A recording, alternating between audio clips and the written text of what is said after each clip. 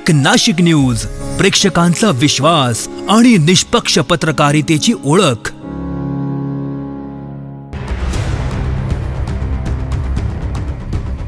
डोक्यावर हंडा, पाणी चोरी विरोधात नगरसेविका प्रियांका माने यांचा अनोखा निषेध। नाशिकमधील प्रभाग क्रमांक 3 मधील पाणी टंचाईच्या प्रश्नावर नगरसेविका प्रियांका माने यांनी आक्रमक भूमिका घेत निलगिरी बाग येथील जलशुद्धीकरण केंद्रावर पिण्याच्या पाण्याच्या कथित चोरी विरोधात महापालिकेतील सभागृहात निषेधाचा फलक परिधान करत प्रशासनाचं लक्ष वेधण्यात आलं। नागरिकांना नियमित पिण्याचं पाणी मिळत नसताना जलशुद्धीकरण केंद्रावरून पाण्याची चोरी होत असल्याचा आरोप करत ही चोरी तात्काळ थांबवावी अशी मागणी करण्यात आली। तसेच प्रभाग क्रमांक 3 मधील जलकुंभातून तातडीनं पिण्याच्या पाण्याचा सुरळीत पुरवठा करावा अशी ही मागणी नगरसेविका प्रियांका माने यांनी केली। प्रशासनाने या गंभीर प्रश्नाकडे तातडीनं लक्ष देऊन योग्य ती कारवाई करावी, अन्यथा नागरिकांसह तीव्र आंदोलन छेडण्याचा इशाराही यावेळी देण्यात आला। सन्माननीय महापौर, सन्माननीय आयुक्त, सन्माननीय उपमहापौर, सन्माननीय नगर सचिव, सन्माननीय सभागृहातील सर्व सदस्य आणि सन्माननीय सभागृहातील सर्व अधिकारी वर्ग आणि पत्रकार बंधू, आज मला बोलण्याची संधी दिली महापौरताई, त्याबद्दल धन्यवाद।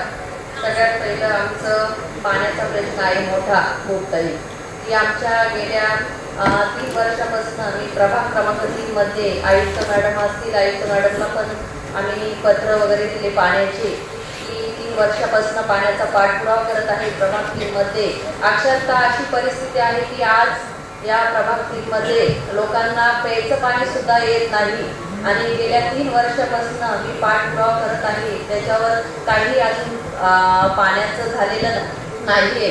गेल्या अक्षरशः ह्या होळीला सुद्धा लोकांना आंघोळीला सुद्धा पाणी नव्हतं।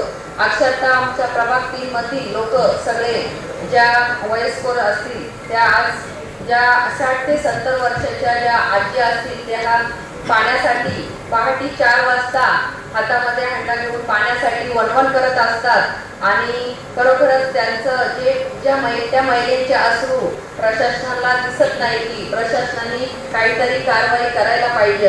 अध्यक्ष महोदय, निलगिरी बाग फिल्ट्रेशनच्या प्लॅन्टवर ज्या प्रभाग 3चा अधिकार आहे तिथे मिळणारे पाणी 1,20 लक्ष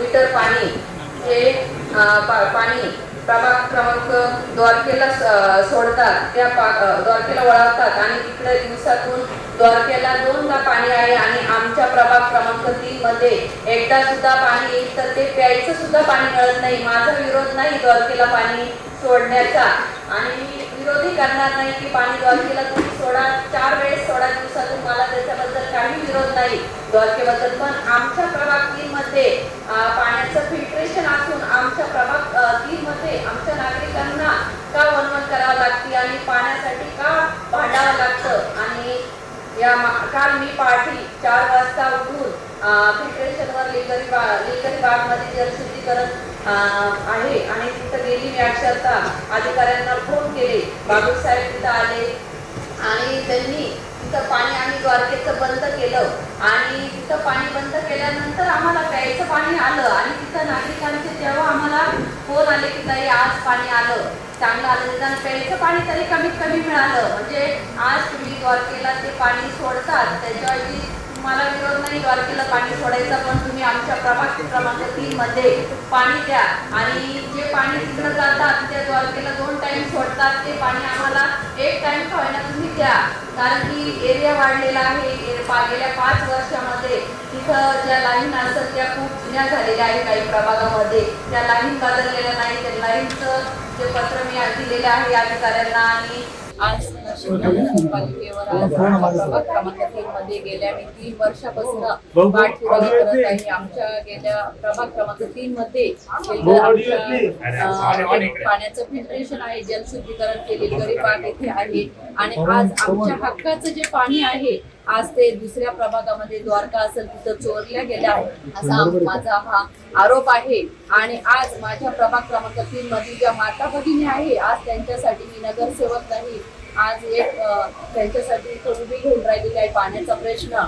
आज त्या 60 ते 70 वर्षाच्या ज्या आजी सकाळी उठून त्या पाण्यासाठी वणवण करत असतात प्रभागामध्ये, आज त्यांची वणवण जी मला त्यांची बघवत नाही. प्रशासन काही झोपलं आहे की याच्यावर प्रशासनाने याच्यावर कारवाई करावी. आज गेल्या 3 वर्षापासून मी पाठपुरावा केला आहे, पत्र दिले आहे अनेक वेळा की पाणी वाढवावी. आणि मानेनगरमध्ये जलकुंभ गेल्या 3 वर्षापासून मी उभारलेले आहे. आज ती जलकुंभ रिकामी शो म्हणून ती टाकी उभी करून ठेवली आहे प्रशासनाने. मग ती टाकी का बांधण्यात यावी. आज तिथं पाणी नाही. डायरेक्ट अधिकाऱ्यांना विचारलं तर अधिकारी म्हणतात की पाणी नाहीये पाणी. मग आज ती जलकुंभ कशाला एवढा खर्च केला महानगरपालिकेने, आज माझा प्रश्न आहे. आणि ज्या आमच्या हक्काचं जे पाणी द्वारकेला चोरले गेले आहे, आज ते 1 कोटी 20 लक्ष जे पाणी द्वारकेला डबल 2दा पाणी सोडतात.